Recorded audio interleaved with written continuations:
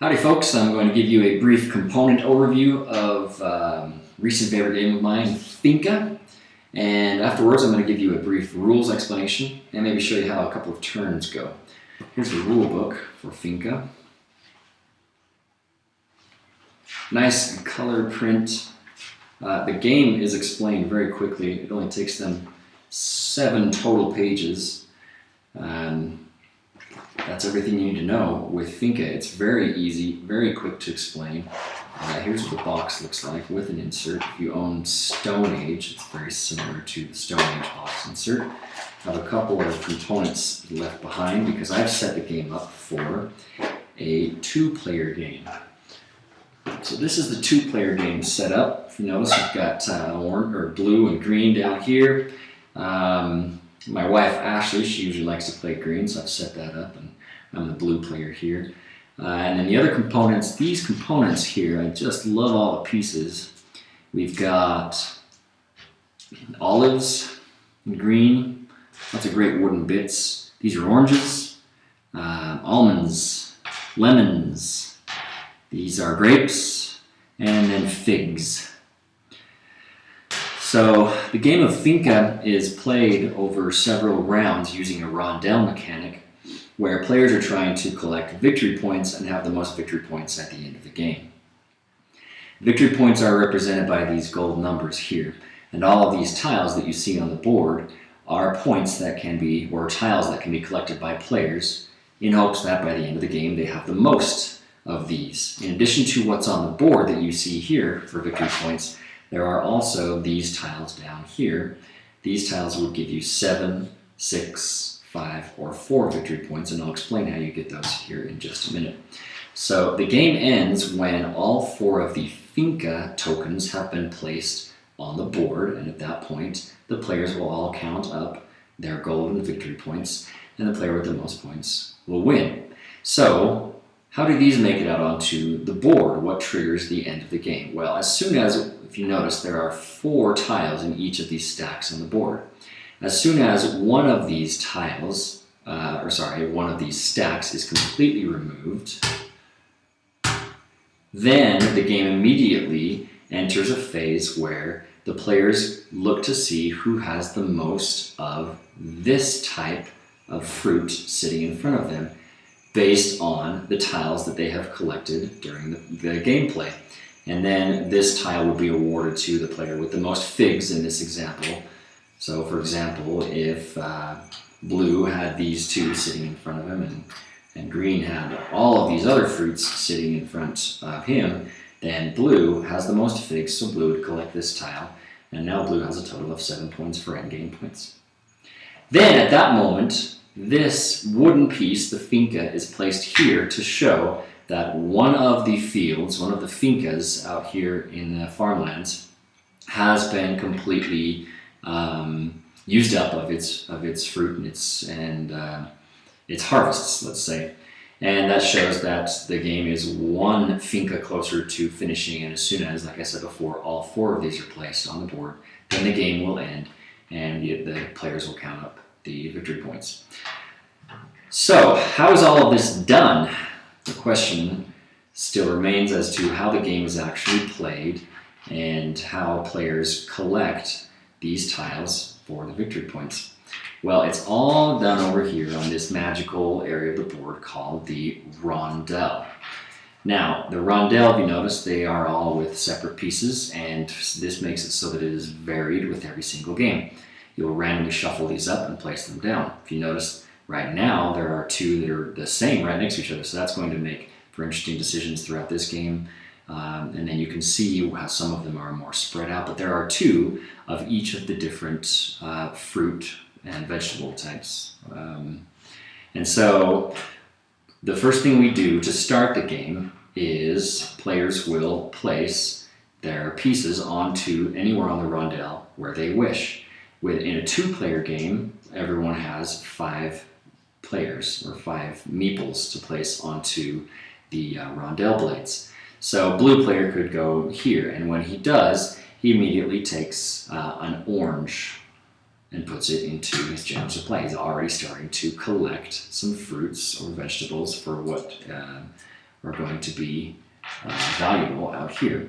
Green would then place one somewhere, and green might say, I also want fruit, but I want to go, or I want orange, but I want to go here. So orange plays here. She takes the one orange and places it there in front of her. And this continues until all pieces have been placed on the board. Blue will say goes there and takes here. Green's going to go here and takes a lemon. Blue wants to collect an olive, and green wants to collect a fig. And then blue wants to go here and get another orange, while green wants to grab another lemon and takes one lemon. For doing so, blue goes here for an almond, green goes for, let's see, because she's looking at what's out on the board. She's got 2 lemons. She could use a couple more olives. So she's going to place on an olive, and she'll place it right here. So she now takes an olive. Okay, so that's the initial setup. 4, 5, 1, 2, 3, 4, 5. Good. Now, what do players do on their turn? Well, like I said before, the whole game is found here on the rondelle mechanic, and I'm going to explain the rest of the rules by telling you how a turn plays out and what players can do on their turn.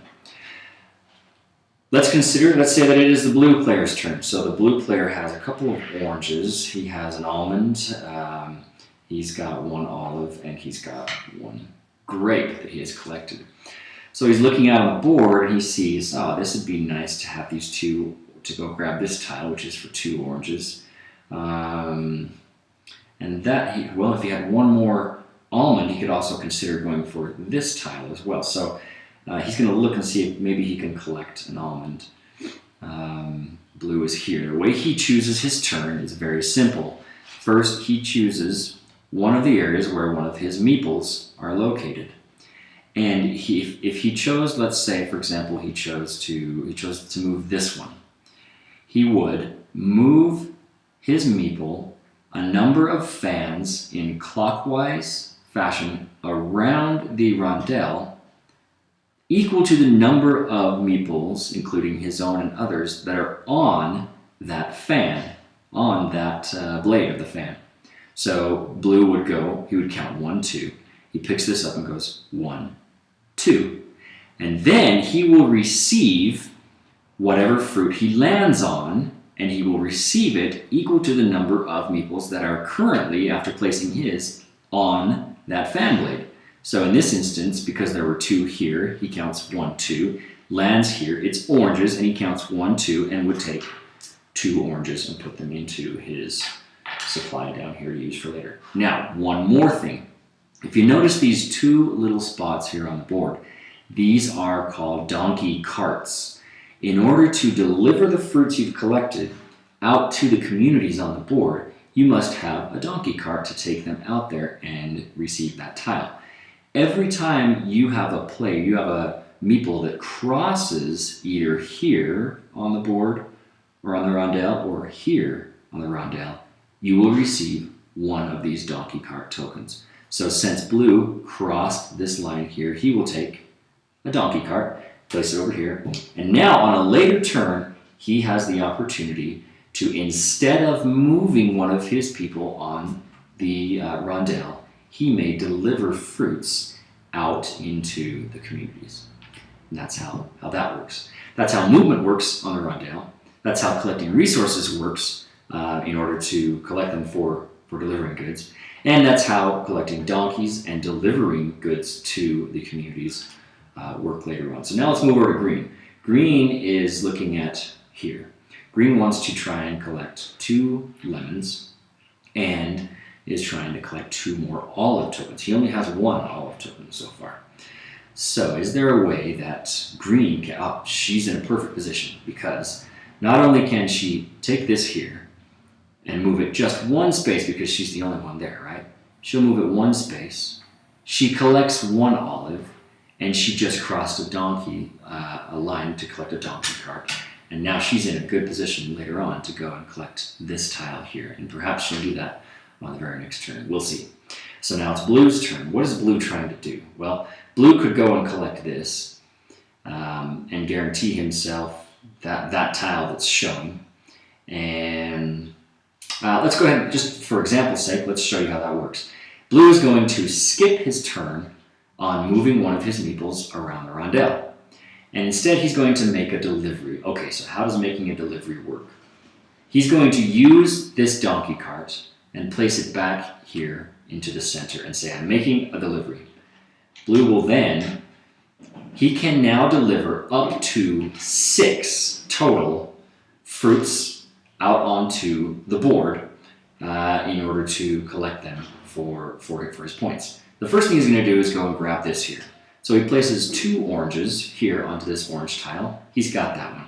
And then he looks around and he notices that there is a 1 olive sitting right here, and Blue happens to have 1 olive sitting there. So he's going to make a second delivery there. Remember, he can deliver up to 3 total fruits, so he still has 3 left. If there was a way that he could deliver any others up to a total of 6, then he could do it. But right now it looks like no, because there are 3 figs needed here. He's only got 2. He's got 2 almonds needed here. It would be nice if he had 1 more almond, because he could go and grab that one. But that's it. That's all he can do for now. So Blue has made his delivery. He used his donkey token. He will take both of these tiles down like this, and these get put back into their respective piles. And we now take, well, normally these would be just in case, just so that you don't see what's going to come next if the table doesn't get bumped or whatever. These would be flipped over like this. At the end of his turn, he does this. And now we have new deliveries that are being requested by these communities out here. Now, notice I'm going to explain a couple more things. That's how the game plays, and it'll play that way until, like I said before, all 4 of these are generated. But there are a couple more and a couple more things I have to explain to you so you understand the full game and how other strategies and other considerations make decisions interesting on each of your turns. Notice that I have now collected a 1 and a 2 tile. And I told you earlier I'll explain how these tiles work here. Well, if you see, there's a 1, 2, 3, 4, 5, 6 around this 7 points. What this means is the first player to collect a 1, 2, and then maybe there's a 3 out here somewhere, a 3, and then a 4, and then a 5, and then a 6. The first player to collect 1 through 6, one of each of those, will come over here and say, I have claimed the 1 through 6 tile, and since I did the first one, mine is worth 7 points. Yay, I'm beating you in points, because now even if green later on goes ahead and gets 1 through 6 again, she's going to take the same thing, but it's only 6 points, so it's 1 point less. So there is a race element to trying to get sets of 1 through 6 of each of these tiles. So there is value in, you may have asked yourself before, why would I ever take a 1 tile when I could just try and go for the higher points? Well, there is some value in collecting the sets 1, 2, 3, 4, 5, 6, those numbers.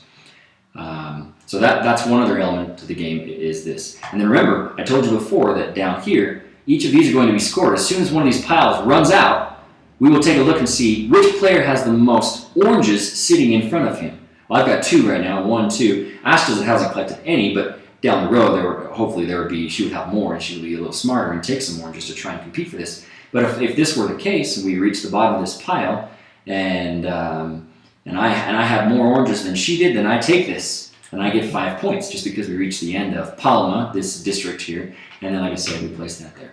When 4 of these are on the board, the game ends, and you tally up your total points. Okay, so what are these tiles here sitting in front of me? Now that we understand all of the game and how it plays out, it's easy to understand how these work. First of all, these are extra tiles, bonus tiles. You can use one of these on your turn. And on your turn, what they do is they give you a little shot in the arm bonus. So let's say that on my turn I decided to use this one. Well, what does this one do? This one allows me to do 2 move actions in 1 turn, which is very nice.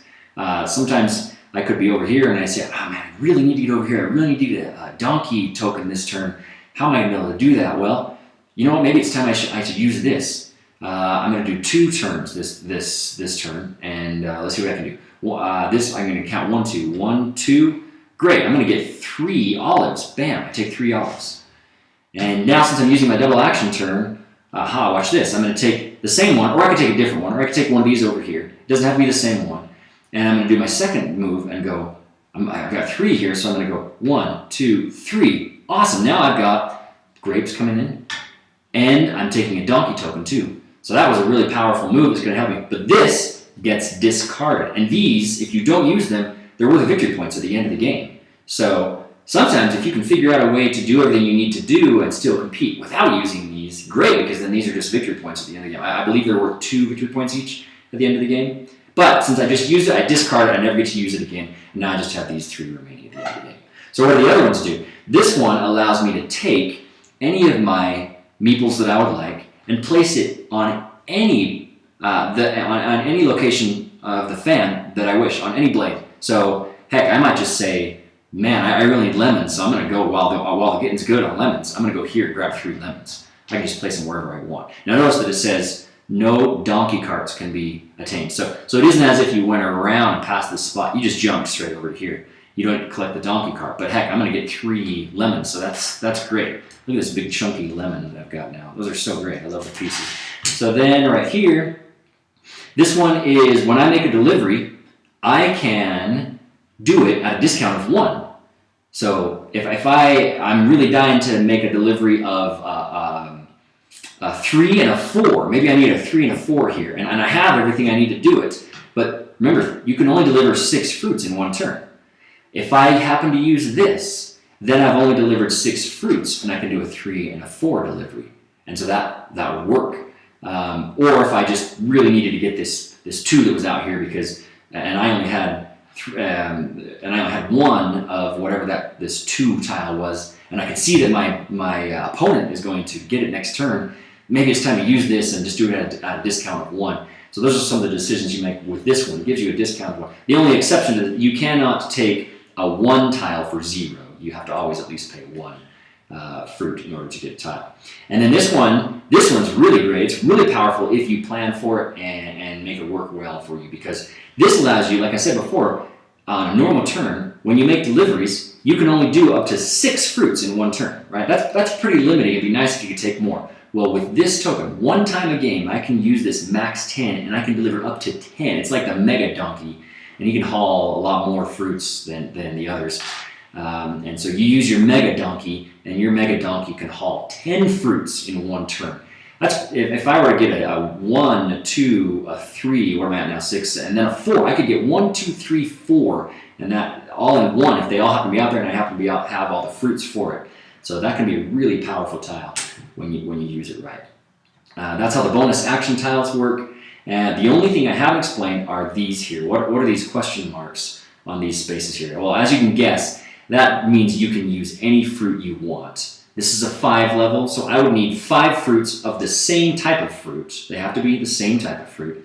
And I can take this 5. Now, the 5 will help me to try and accomplish this early on, right? If I can collect one like here, where I collected all those lemons in that 1 turn, then great. I'm going to get maybe close to this 4 or a 3 that might be out there.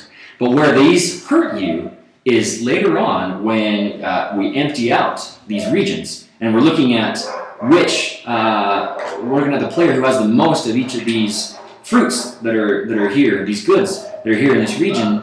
These don't help you. You can't say, oh, hey, I remember I paid 5 lemons for this tile, so these count as lemons. No, these don't count as anything when you're looking at who wins these bonus tiles at the end of when a region has been dried up from the harvests. So I apologize for the dogs barking outside, but this is Finca.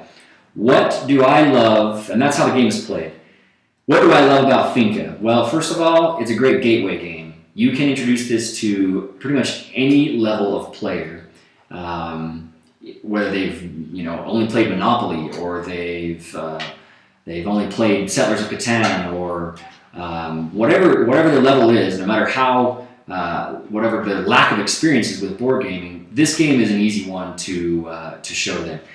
One of the things that makes it really presentable is, like I said before, these big chunky wooden pieces. Kids will even want to play with them. You have to be careful and watch them so they don't chuck them or try and eat them, actually. They look pretty tasty sometimes. And so that's what's one thing that's great about it is how approachable it is. You can introduce this to any player and it will be good. Now, I said any level of player. Of course, if you're a real serious board gamer and you only want to play the big meaty, big 5-6 hour or epic type game, then this game isn't that. But it does still. I'm someone who actually prefers heavier games. The game still appeals to me in its own way because I think the decisions are still very interesting. They're simple, but they're interesting. And there is plenty for my brain to analyze and process on each turn to where I feel like I'm actually using quite a bit of my strategic energy, especially when you throw these tiles in here. When to use these tiles, when it will best benefit you, when it will hurt the other players. And I've seen plenty of people on Board Game Geek discuss the game and say how this game can be really mean. You can play it very mean. You see what your opponent's building is, he's building up a lot of lemons because he's going to go get this really important lemon tile. Well, you are a step ahead of him, and you plan it out to use one of these bonus tiles just right, that you make a jump ahead, and you steal that tile he was planning on for a couple of turns and working up for it. And it can seem really mean. But there's something about the game where it's at a level of being like a really fun toy that even when someone just bursts your plans like that, it doesn't matter that much. You kind of feel, there's something else for me to do, or it's all right. And it feels friendly no matter how you do it. So it's a relaxing, light game, plays very quickly, but it still has plenty of strategic complexity to it for those who generally like more complex games. So I recommend it to all levels of gamers, and with the caveat that if you're a more serious gamer, if you want something that is good for those who are just entering the hobby, or who want something at a lower complexity, but still gives you a good experience strategic-wise, then I think Finca could be for you very easily. Right now, it's starting to be a little harder to find. I suggest if you don't have a copy and you want this game, go buy it now, because I'm starting to notice prices already rising because it's out at the distributor level and it will soon be out at most retailer levels. It already is disappearing at most online retailers. So maybe check your local retailer, your friendly game store, and see if they have it. But Finca is highly recommended by me for, like I said, the level of players that I mentioned before. Hope you enjoyed this review. If you have any comments, questions, or if I made any errors, I'm sure I did, even with as simple a game as this is, then please make comments down below and let me know. I'm definitely open to the fact that I make mistakes often. Thank you for watching, and happy gaming.